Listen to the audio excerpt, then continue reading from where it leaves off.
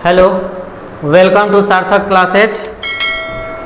आज हम देखते हैं कैलकुलस, जिसे हम क्या बोल सकते हैं हिंदी में, कलन। ये आपको +2 में बोर्ड पॉइंट ऑफ व्यू से बहुत ही इम्पोर्टेंट और सबसे ज़्यादा मार्क्स ऑब्टेन करने वाले टॉपिक है ये।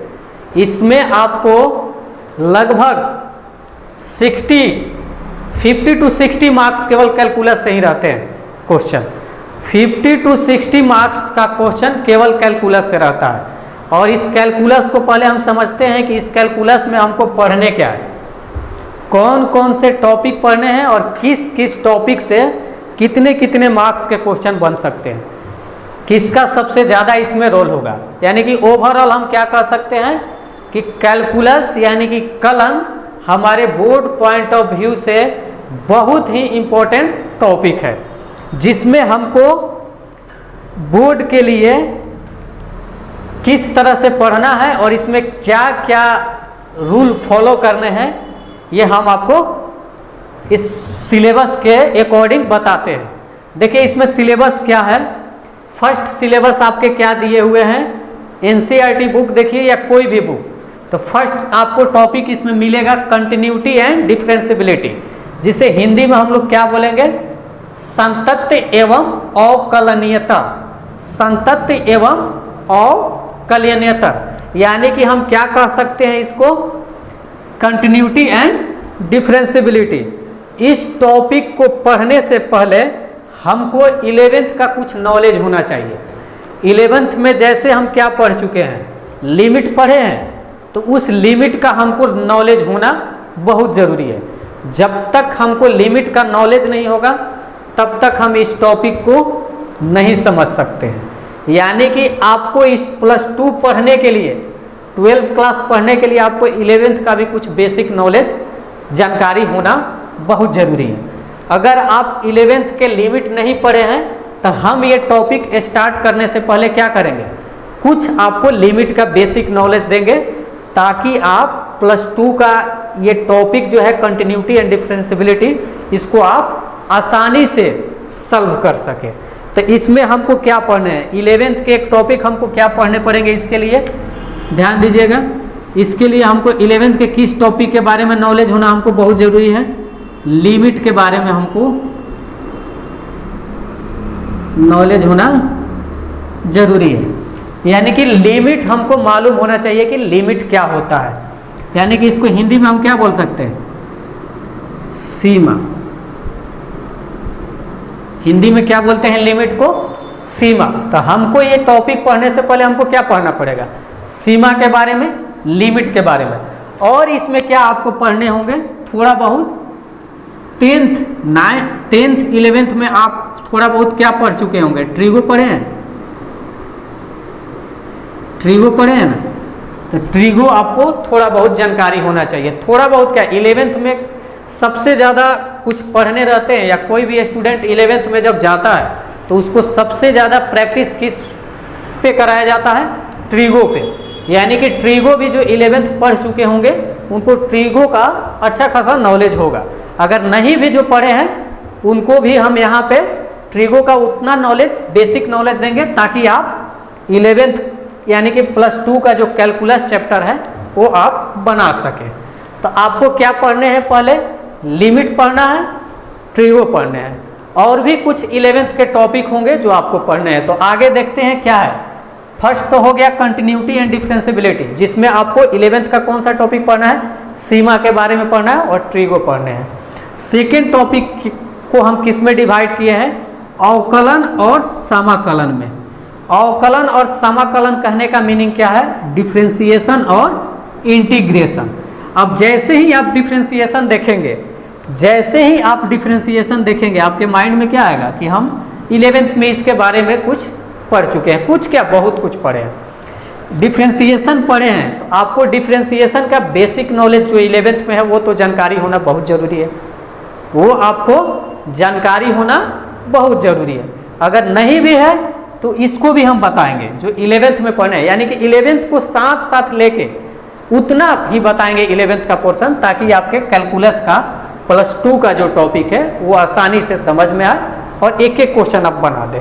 तो पहले हमको डिफ्रेंसिएशन पढ़ने हैं, तो डिफ्रेंसिएशन जैसे ही पढ़ेंगे तो 11th का भी कुछ नॉलेज हमको होना चाहिए। तो 11th के बेसिक नॉलेज जैसे ही आपको हो जाएंगे तो आप +2 में जो डिफ्रेंसिएशन से क्वेश्चन होंगे आप बना सकते हैं। साथ ही साथ जैसे ही डिफ्रेंसिएशन पढ़ेंगे तो उसका हमको क्या पढ़ना है, किसी भी चीज़ को पढ़ेंगे, मान लीजिए कि हम अवकलन ही पढ़ रहे हैं तो उस अवकलन का उपयोग कहाँ होता है इसके बारे में भी जानना बहुत जरूरी होता है।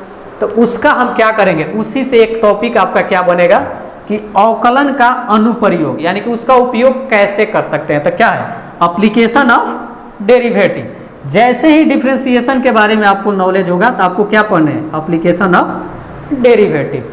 साथ ही साथ इसी के पैरेलल चलेगा क्या, समाकलन। जैसे ही समाकलन हम पढ़ते हैं तो समाकलन में क्या दिए, यानी कि इसको इंग्लिश में क्या बोलते हैं, इंटीग्रेशन। इंटीग्रेशन जैसे ही हम पढ़ेंगे तो उसका प्रयोग भी हमको पढ़ना पड़ेगा। तो सेकेंड उसी में एक सब पार्ट बन के क्या आएगा, समाकलन का अनुप्रयोग। यानी कि इंटीग्रेशन जैसे ही पढ़ेंगे इसका क्या पढ़ना पड़ेगा हमको, एप्लीकेशन ऑफ इंटीग्रेशन।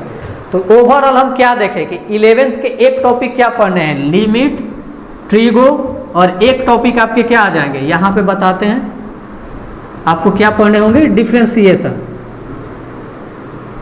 डिफरेंशिएशन, तो डिफरेंशिएशन किसका पढ़ना है हमको, 11th का।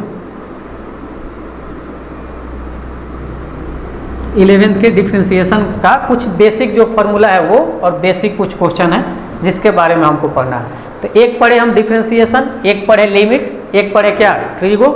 और देखिए लास्ट में आपके सिलेबस क्या बने, कैलकुलस का सबसे इंपॉर्टेंट सिलेबस यही 3 पार्ट में ही हम आपको डिवाइड कर दिए। पहला पार्ट कंटिन्यूटी डिफरेंशिबिलिटी, दूसरा में हम क्या कर दिए हैं, डिफरेंशिएशन और इंटीग्रेशन को साथ में रखे हैं, और इसको क्या किए हैं, जैसे ही डिफरेंशिएशन पढ़ेंगे तो उसका एप्लीकेशन, जैसे ही इंटीग्रेशन पढ़ेंगे उसका एप्लीकेशन, और लास्ट इसमें एक टॉपिक क्या आता है, अवकल समीकरण, जिसको इंग्लिश में हम क्या बोलते हैं, डिफरेंशियल इक्वेशन। इक्वेशन से तो आप परिचित होंगे कि इक्वेशन क्या होता है। डिफरेंशियल इक्वेशन कहने का मीनिंग क्या हो जाता है कि जैसे ही आपको डिफरेंशिएशन और इंटीग्रेशन के बारे में नॉलेज होगा तो उन दोनों के हेल्प से, डिफरेंशिएशन और इंटीग्रेशन के हेल्प से एक इक्वेशन का फॉर्मेशन होगा, जो इक्वेशन क्या कहलाएगा, डिफरेंशियल इक्वेशन। अब इस डिफरेंशियल इक्वेशन को आपको पढ़ने से पहले आपके क्या जानकारी होने चाहिए, डिफरेंशिएशन और इंटीग्रेशन का, यानी कि एक टॉपिक एक दूसरे से रिलेट है। अगर आपको इसके बारे में जानकारी चाहिए तो आपको लिमिट के बारे में जानकारी होना चाहिए। अगर लिमिट के बारे में आपको जानकारी है तो इसके बारे में जानकारी होगा। जैसे ही आपको पूछेगा कि डिफरेंशिएशन के बारे में आपको जानकारी है तो आपको क्या जानकारी होना चाहिए, क्या जानकारी होना चाहिए, 11th का डिफरेंशिएशन पोर्शन, यानी कि 11th का डिफरेंशिएशन पोर्शन हमको जानकारी होना चाहिए। तो जैसे ही आपको 11th का डिफरेंशिएशन पोर्शन आपको जानकारी होगा तो आपको अब इसके बाद क्या बचेंगे, इंटीग्रेशन।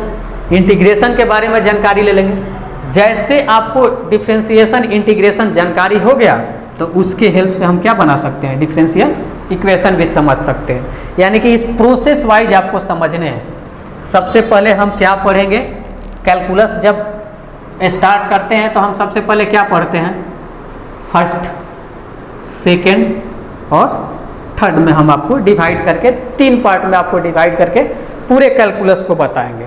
देखिए कैलकुलस क्यों पढ़ना बहुत ज़रूरी है, ये कैलकुलस हमारे लिए बोर्ड पॉइंट ऑफ व्यू से बहुत ही हेल्पफुल चैप्टर होता है।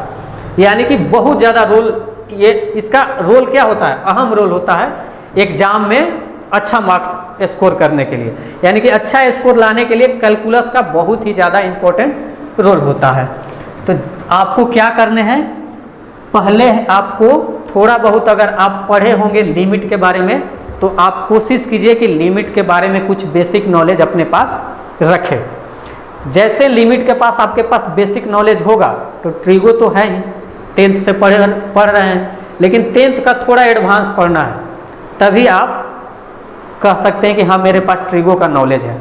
तो ट्रिगो ये नहीं कि केवल 10th बेसिक्स, 10th से थोड़ा सा ज़्यादा जो 11th में पढ़ने हैं। तो ट्रिगो और एक पार्ट क्या बोले, डिफरेंशिएशन। अब इतने आपको, जैसे ही आपको इस सब के बारे में नॉलेज हो जाता है तो हम आपको क्या करेंगे, कैलकुलस चैप्टर स्टार्ट करेंगे। तो कैलकुलस स्टार्ट करने से पहले हम आपको क्या पढ़ाएंगे, 11th का बहुत ही इंपॉर्टेंट टॉपिक क्या होगा, लिमिट। उसके बाद आपको ट्रिगो का, पहले तो ट्रिगो का कुछ बेसिक नॉलेज देंगे, फिर लिमिट बता देंगे।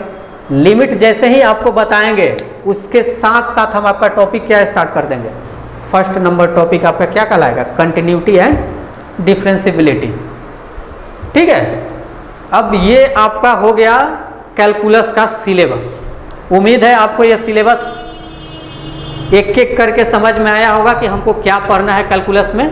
तो कोशिश कीजिए कि इस सिलेबस को अच्छे से समझें और इसके बेसिस पे क्वेश्चन के लिए हम आगे आपका ये चैप्टर स्टार्ट करेंगे कैलकुलस को। तो पहले आप इसका स्क्रीनशॉट लेके कॉपी पे इसको अच्छे से नोट कर दीजिए कि कैलकुलस में आपके क्या क्या सिलेबस है।